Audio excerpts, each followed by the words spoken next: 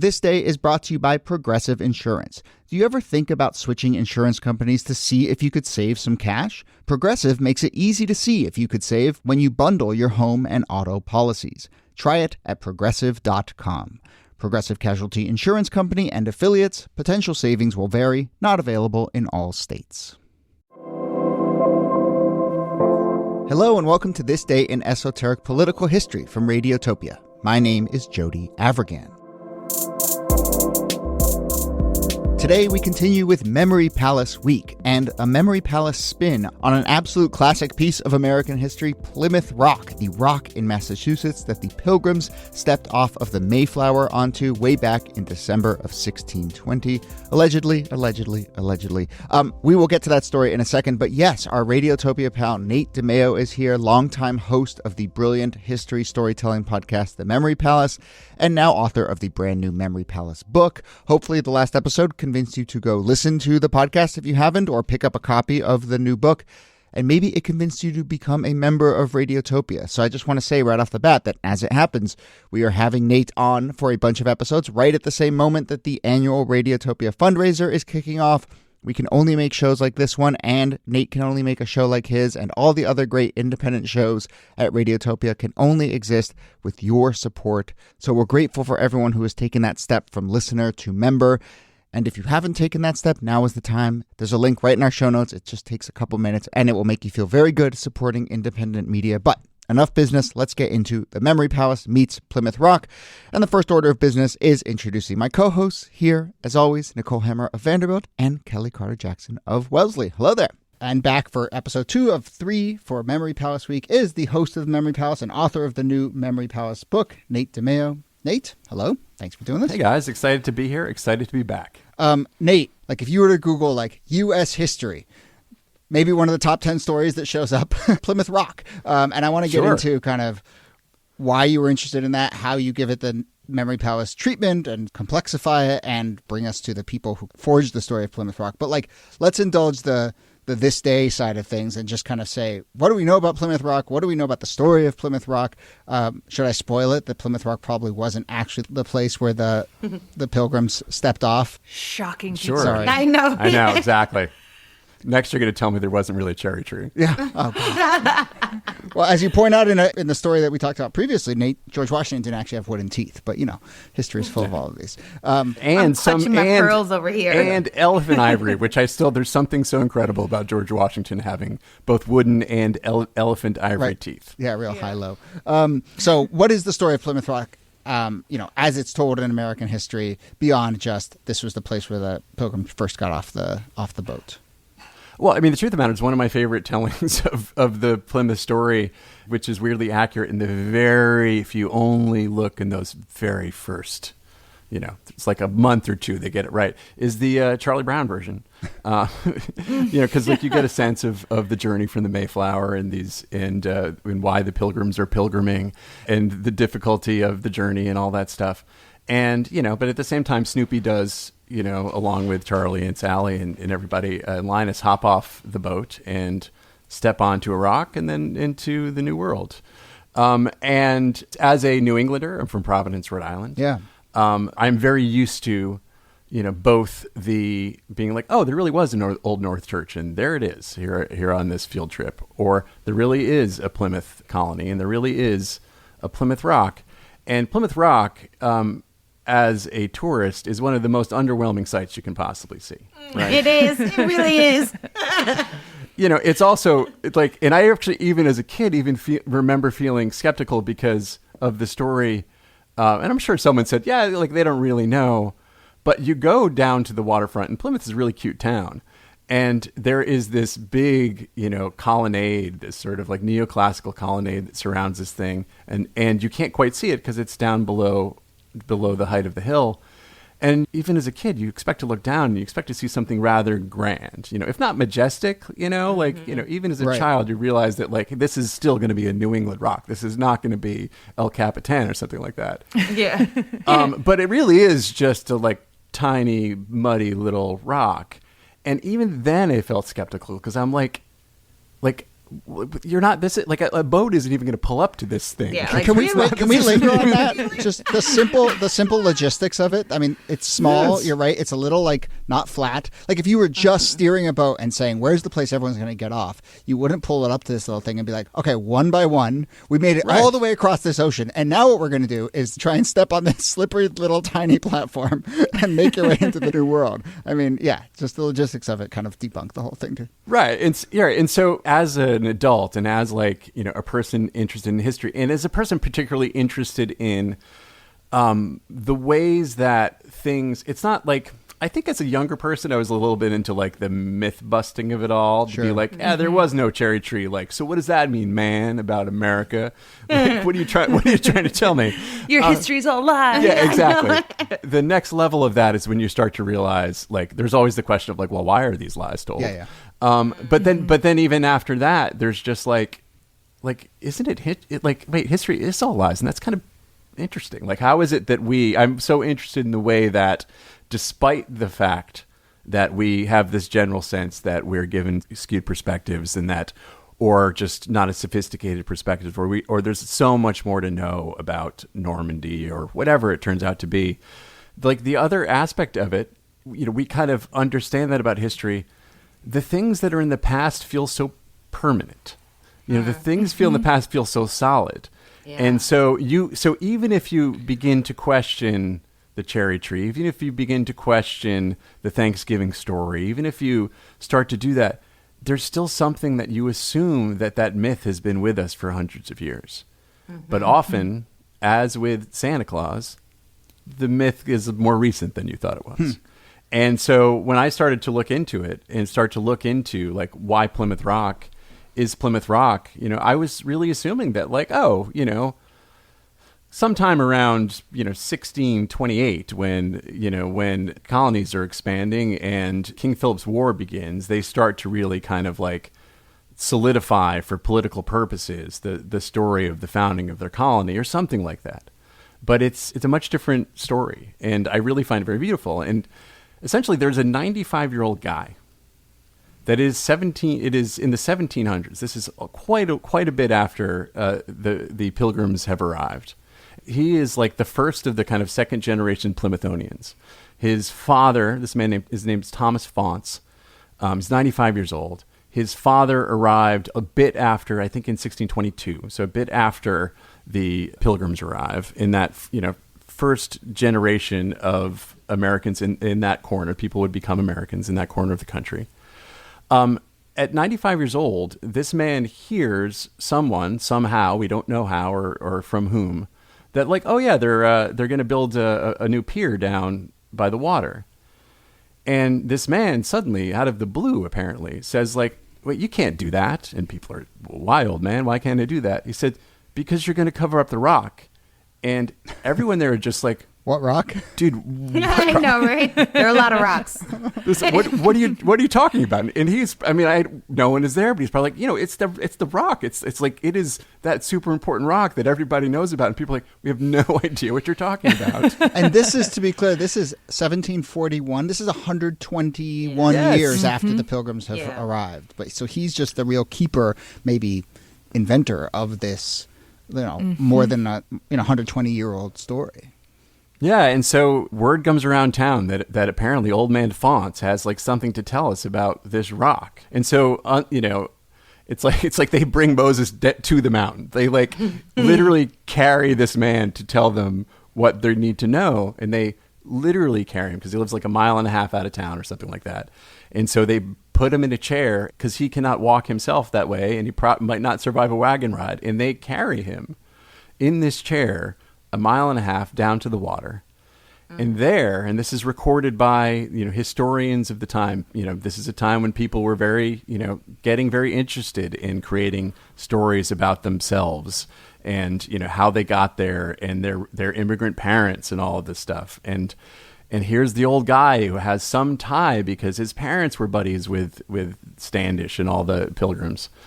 And he says, yes, my father told me when I was 7 years old. I remember we were just walking down the street and, we're like waving like, hey, Miles Standish, how you doing? We're like talking to all the people.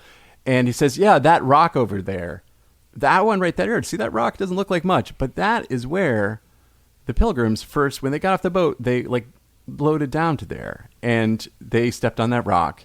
And everyone there is like, wow, this is amazing. Like, this is a connection that we have to these people who are just, a generation or two behind us. But they're already feeling this sort of like nostalgia for like the things they've lost and the people they lost. Mm-hmm. And honestly, probably the idea that things are a real mess at this point. Yeah. And what they, in what this country, not quite country that they're building there, is turning into, we don't know.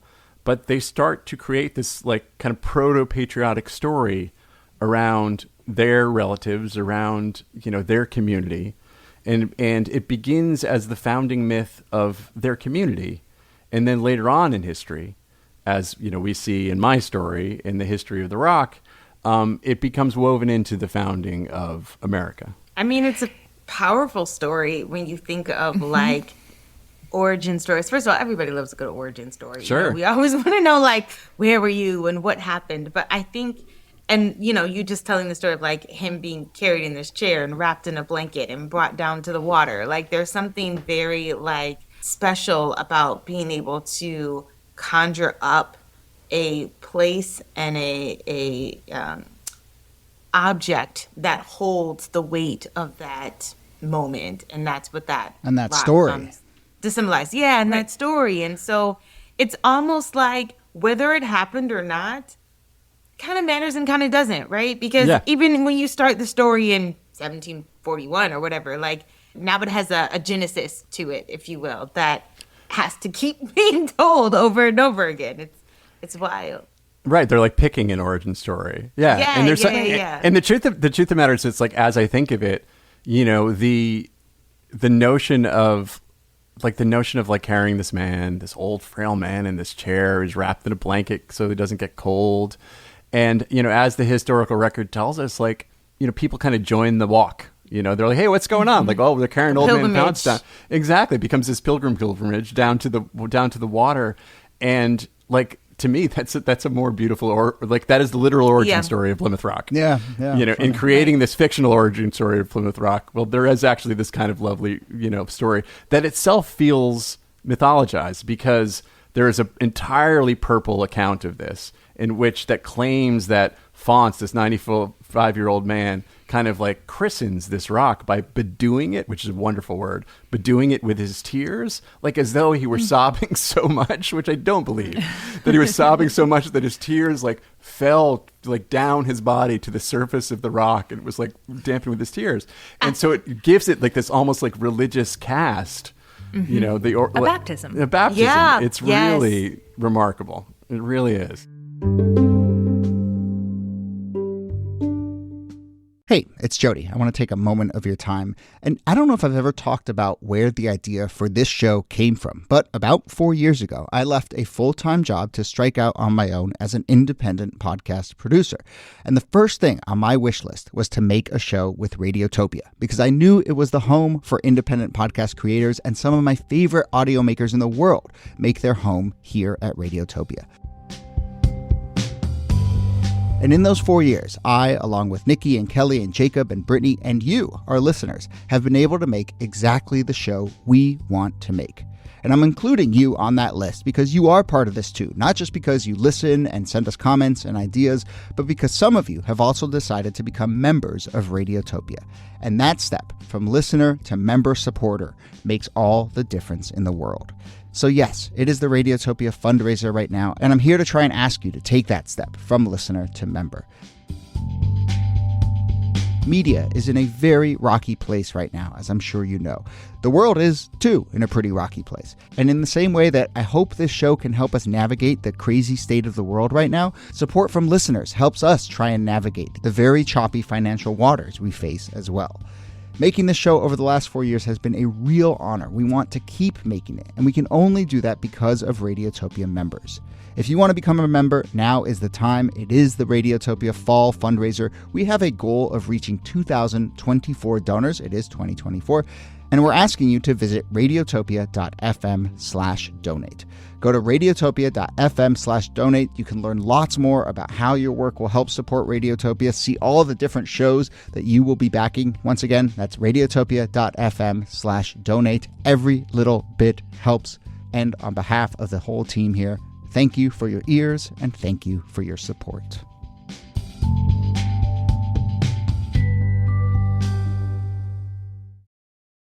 We want to tell you about another podcast from PRX called Monumental. This podcast explores questions about the past, present, and future of U.S. monuments, uncovering the stories about what and who is important, as well as the stories that have been left out.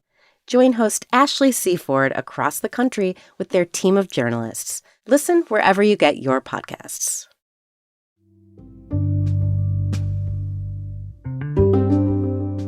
Well, and it's such a wonderful contrast between that kind of simplistic way of thinking of history as lies, or these kinds of stories as falsehoods, and then just being like, oh, well, I can just dismiss them. But what you're showing us is how history becomes stories, becomes mythology.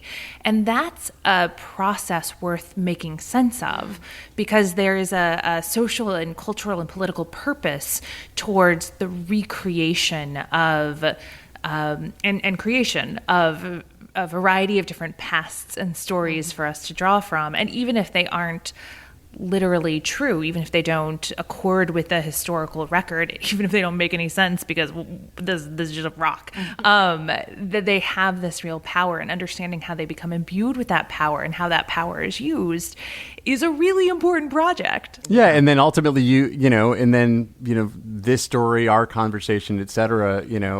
We're all doing the same thing. We're just telling these stories, to make some sense in ways that resonate with us today, in the same way that they were doing then. The fun thing about Plymouth Rock to me is that the story that of the rock itself, of the physical rock and what happens to it from the 1600s until today, is so much more fun and so much more interesting. It tells us so much more about America than when namely, people are just breaking it all the time.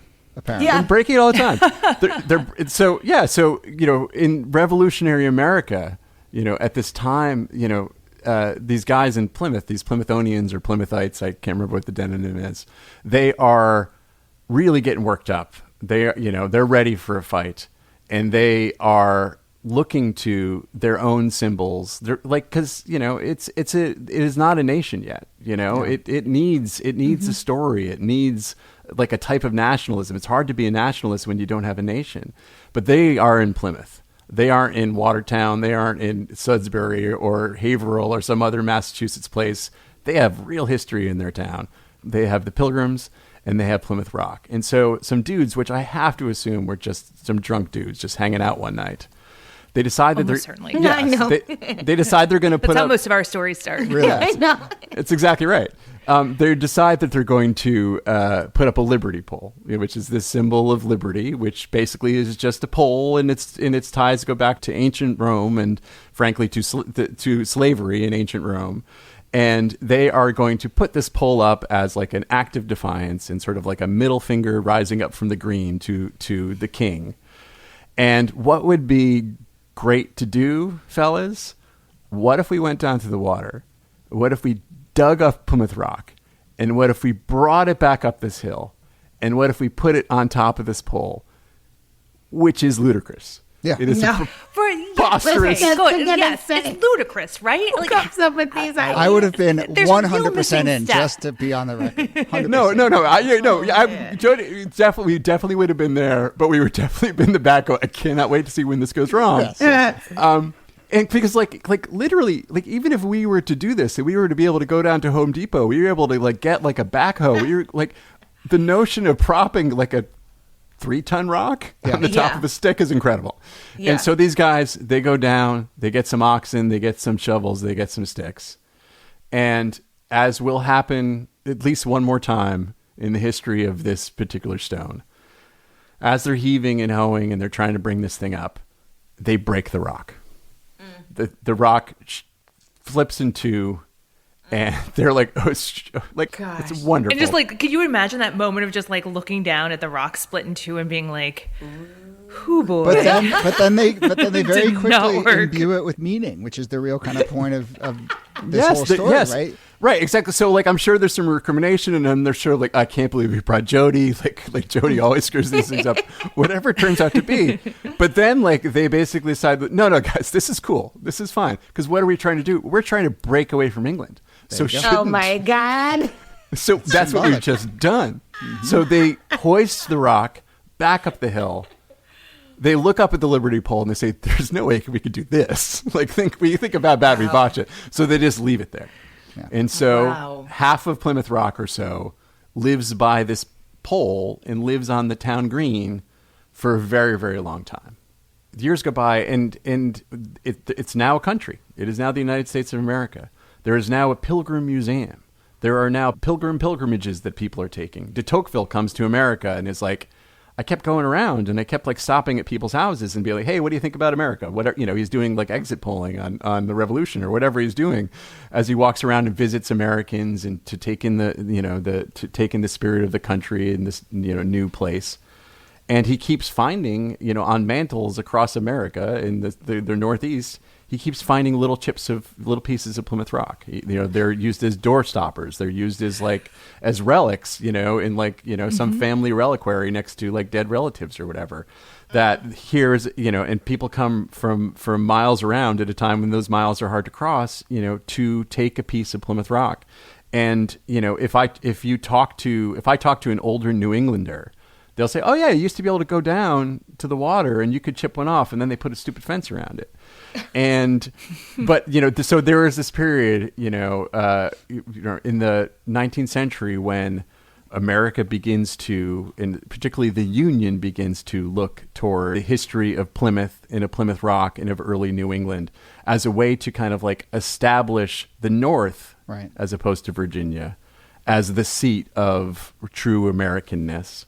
And Plymouth Rock begins to hold, sway in the same way that the Pilgrims began to hold sway, and the Wampanoag and the first Thanksgiving and the myths and stories that surround, that story of the founding and what people want to say about the founding and about cooperation and about religious freedom and pluralism and all that stuff. Plymouth Rock gets folded in that. So Plymouth Rock, the myth, takes on its own life, and Plymouth Rock, the rock, continues its life, which is it gets returned back to the water. And in doing so, they also break it again. and that's the 1920s. And you're like, come on, dude. Exactly. It's the 1920s. And what are you going to do in the 1920s? Well, they're also, in the 1920s, we're also building these neoclassical monuments to our mythic heroes down in Washington. So let's put a neoclassical colonnade around it. Let's make a promenade. Let's do this whole thing. But it's still this rock, and the rock still sits there in the mud, and the tide comes in and the tide goes out, and sometimes you can barely see it, and eventually the waters will rise above it, and they'll have to make a decision about what they do with the rock. Do they bring it back up to the green? Exactly. They have to occasionally fill it with cement to make sure it doesn't break more. And when they move that rock, I mean, this is, we can get a little bit into this in the next episode, but, when they move that rock, there will be people who will feel completely betrayed by the idea that you are moving Plymouth Rock without an understanding that it's there for completely random reasons. And again, there's power in that too, right? At some point, you decide what the story is that you're going to latch on to. Yeah, this is like it's a quintessential Memory Palace story for me, in that, like, on the one hand, it is, it is about the ways that the stories we tell get told and why, which is something that I'm sort of perpetually kind of interested in. And it is about the ways these kind of like, mythic memories kind of hang over. But then ultimately, when you dive into it and you find real people and you find real motivations, people are amazing. People are really like there's just something, I always find it so useful to just remember that, like, that people in the past are just as much knuckleheads as we are. Yeah. And that they are just as craven, and they are just as, addled by drink and ambition and nationalism, and they also aren't very good with using tools and all that stuff. and that ultimately I find such beauty in how often, history and like real substantive history, like these myths that like people fight and die over and all of these things, that they are just rooted in just dudes doing dude things and women just getting through the day, and often dealing with dudes who are just doing dude things. It both reminds me that the present is just like the past, but most importantly also reminds me that the past is just like the present. Yes. And that's often forgotten. Oh, that's a really good point. A really good point. Very well said, and that is a big part of what I want to talk about in the next episode, where we kind of compare notes about how we do history and what history offers us. But a little bit on that same point, I'm reminded, actually, as we're talking here, of I think people know I produce the Trevor Noah podcast, and on Trevor's podcast we recently had Ta-Nehisi Coates on, and he was talking about visiting the Door of No Return in West Africa, in Senegal. Mm-hmm. And I think a lot of historians have done a lot of work to point out that actually not that many slaves passed through that specific spot, but it has still been imbued with all this power. And Ta-Nehisi talked about, standing on that spot and the rational side of his brain going, well, this isn't really that historically important. And then the other part of him just absolutely weeping, because of the power of the story. And, and I'm just curious, kind of like, at some point, what do you give yourself over to just the story itself and live in the power of it, or how much is it important to correct the record and be precise and all these things? But I think we just kind of have to hold all of these at the same time. Yeah. Mm-hmm. Yeah. To me, it is the holding it all at the same time. Like, to me, like that is the goal. That honestly, I listened to that episode of the Trevor Noah podcast, and I found that particular moment incredibly moving, because it's so human. It's just the idea, just to picture this person I've never met but have read his writing and have a sense of him as a person. To have it, that sense is very sort of familiar to me. Like the idea that this thing doesn't need to be true to move me, but the truth itself is often more moving. But what really gets me, I think, it's the combination of those two. It is the knowing that on some level, life is so much of life is BS, but that BS has real power on us. That is life. And it's that itself is life. Exactly. Yeah. Love it. All right. Well, we'll get into some of this more stuff in the next episode, but we will leave it there with the story of Plymouth Rock, which you can go visit right now. It's got a 1620 chiseled into it. Not too far from me. Yeah, it's not too far. That's right. You two can be underwhelmed so many generations before you. I feel like it's just because you live in Massachusetts, but Kelly is our sort of official underwhelmed history correspondent. Mm-hmm. We did a Walden Pond thing, and she was like, "Yeah, I go by Walden Pond. It's just a little pond." But it's nothing to see here. Yeah. But anyway. Nate DeMeo, thank you for doing this. Thank you, guys. And Nicole Hemmer, thanks to you. Thank you, Jody. And Kelly Carter Jackson, thanks to you. My pleasure.